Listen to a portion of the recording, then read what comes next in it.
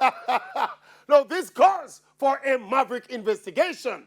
American sprint sensation, Ryan Knighton, in his very first 200 meters of the season, this 18-year-old put 19.49 on the clock. And remember now, this is the same youth that lowered Usain Bolt's junior 200 meters world record from 1993 to 1984. Well, this 1949 is another world junior record and the fourth fastest time ever over the distance. And looking at his race execution, there's nothing conspicuous, more like a steady distribution of power and pace. He runs the curve just as effectively as he runs the straight. Good burst of speed and a beautiful stride pattern.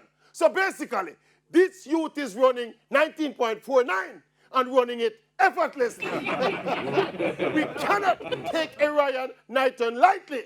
As a 17-year-old, he was fourth at the Olympics last year.